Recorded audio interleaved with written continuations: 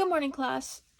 So since we all just finished our bell ringers, I want us to go ahead. We'll transition out of that, just that review from yesterday. If we have any questions, we can go over that towards the end of class.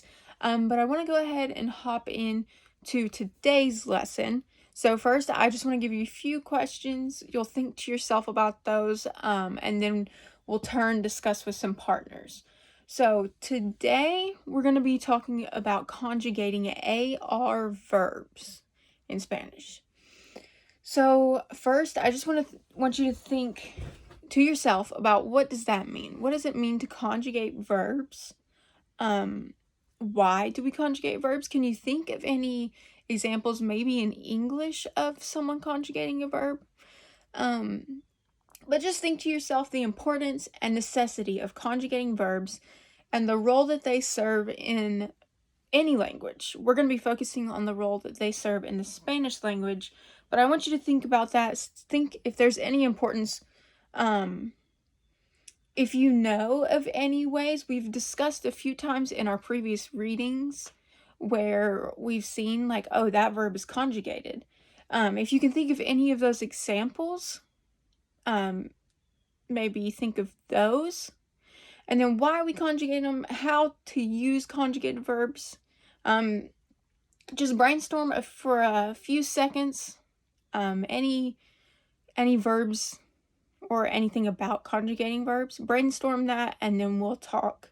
And I'll let you talk with a partner in just a second, okay?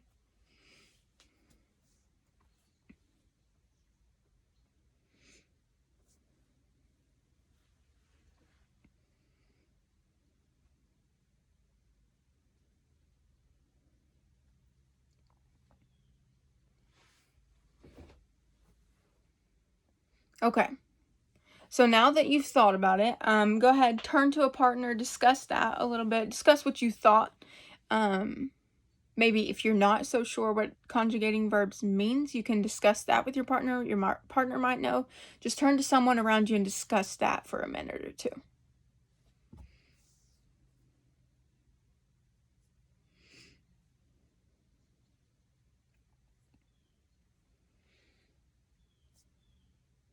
Okay, great. So we're learning about conjugating verbs today. I think it's a good time for us to start because we've gained the general basis for the Spanish language and words. We're starting to learn how to use and create our own sentences, and we're starting that basic communication. We've been reading a few stories and we've seen how some of the words have changed. So I think it's a good time to go ahead and start and learn why those words are changing and why they need to be. So we will need to understand how to conjugate verbs in order to continue and grow our communication skills that we're already starting to gain. So our standards that we're going to be focusing on today, the state standard is 3.NL, which is understand a few familiar words or phrases in authentic informational text, authentic fictional text, and overheard or observed conversations. So being able to identify those conjugated verbs will really help us to see who and what each conversation or text might be referring to. Our national standard is standard 1.2, which says that students understand and interpret written and spoken language on a variety of topics. So just like our previous standard, the state standard, being able to identify the subjects and who or what the verb is referring to will help us to understand and interpret both written and spoken languages on a variety of different topics. So, for today's lesson, we will provide support from each other. For myself, we'll be doing some guided activities in class. We'll do a couple group activities and then individual work to assess that more specifically. And we'll be practicing this. This won't be the only day. We'll be practicing this several days to help instill the key concepts and the steps that go into conjugating and just to instill that. Because once we get those few steps down, it will be much easier. We just got to understand those basic steps and start out so that we can. So by the end of these few lessons, we should be able to conjugate a verb in any form with the given subject. And we should be able to identify the subject in the sentence and be able to conjugate 90% of AR verbs that are given. And this will result in the understanding of more words and phrases both in spoken and written conversation. So I say 90% because there are some irregular verbs that will not follow the steps that we're going to go about today, but we're going to focus on regular verbs, and then we will later get into those irregular verbs. So first, we need to discuss our prior knowledge. So we need to identify those Spanish personal pronouns and subject pronouns in order to know who is using each conjugation. We must be able to identify the subject in a sentence.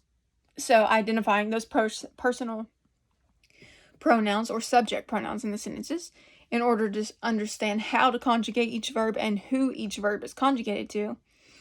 And then we also need to learn about infinitives, just what it means to conjugate, and then the subject pronouns, identifying what each one is in English and in Spanish. So I'll go ahead, pull this PowerPoint up for us that we can go through together. Hopefully we'll get some steps that'll make this easier for us. So, conjugating verbs, la conjugación. In Spanish, we're just focusing on AR verbs. In Spanish, there are 3 types of verbs: AR verbs, ER verbs, and IR verbs. AR verbs are going to be our easiest, our simplest. So we're going to start out with those, and then we will later, once we get a hang of these, move on. So, why do we conjugate verbs? Does anybody have any ideas as to why we conjugate verbs? What it means to conjugate verbs?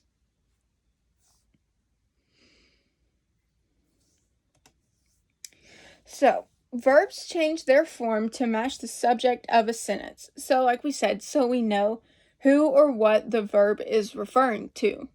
If we didn't conjugate verbs, we wouldn't know what the sentence was about. We wouldn't have any context to know who or what we were talking about. So, what does it even mean to conjugate verbs? Kind of the same as our last question that we just talked about. But it means to give a verb different forms as it varies to person, number, or subject. So like we said, it helps to identify who or what the verb is referring to. Before a verb is conjugated, it has no subject,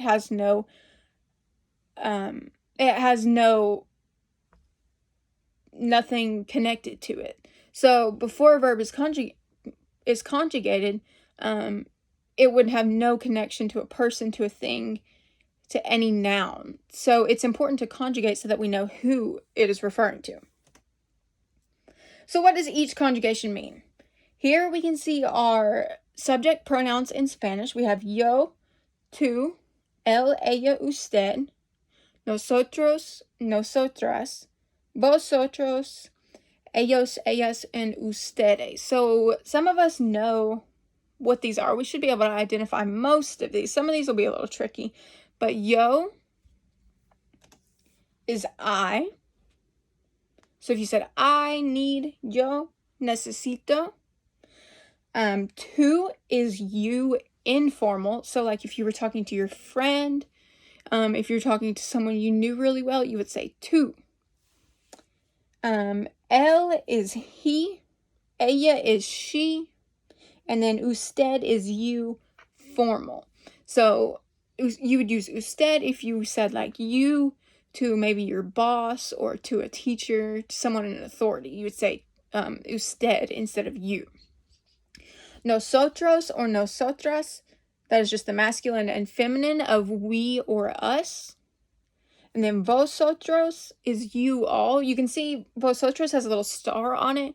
We only use the vosotros form in Spain. So we might not use it as much, but we're still going to learn about it. It's still important for us to know. And then ellos, ellas, ustedes, ellos, and ellas is just the masculine and feminine of they or them. And then ustedes is you all.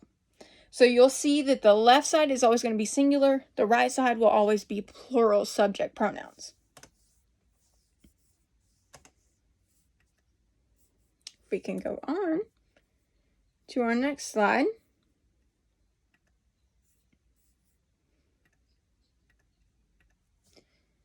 So how do we conjugate verbs?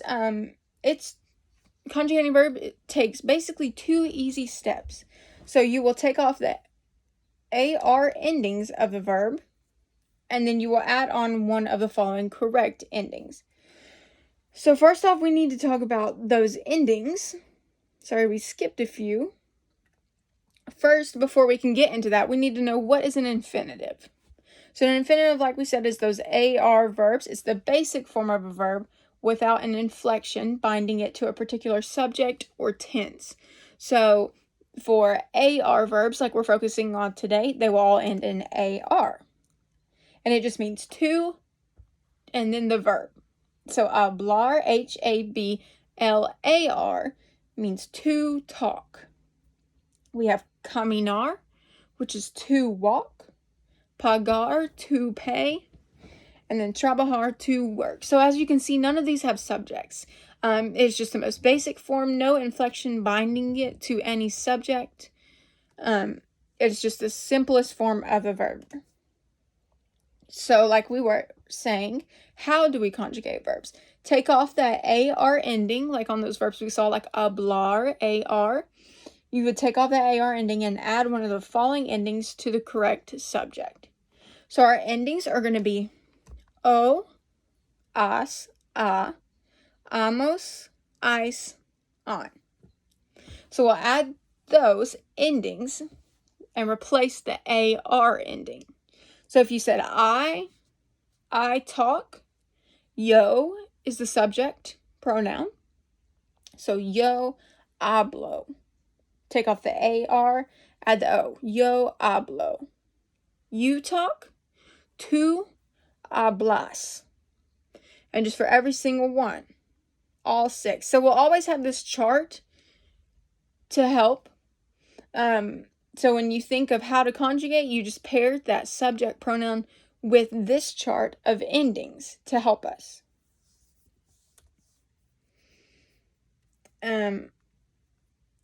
Here's a fun song that helps us to remember.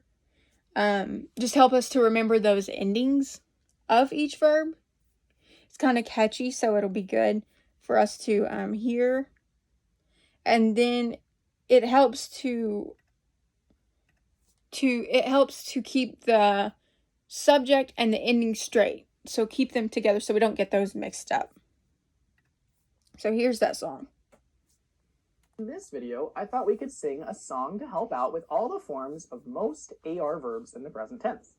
But before you watch this video, you might check out the video on the endings of most AR verbs in the present tense by clicking here. This song is to the tune of Bingo. Feel free to sing along, and I'll sing it 3 times to get it stuck in your head.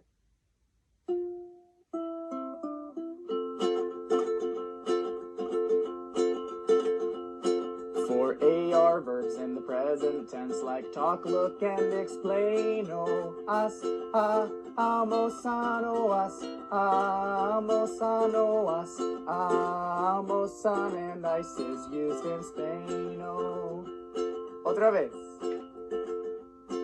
For AR verbs in the present tense, like talk, look, and explain. Oh, as, amosano, as, amosano, as, amosan, and ice is used in Spain. Oh, una vez más. Okay, so that song is a good reminder of the endings. O, as, amos, ice, on. It says, and ice is used in Spain. So that just helps us to remember those verb endings. Now, though, I want us to go ahead. We'll do a few activities together as a group. So first, I will conjugate a verb on the board, and then I want some volunteers to come up and conjugate them for us. For the class, you can have help from your neighbors if you need it. But we'll walk you through it, and then we will pass out a worksheet just to really assess that we'll do individually to see how we're doing. And then we will continue to practice these AR verbs and what they mean and how to identify them the next few days.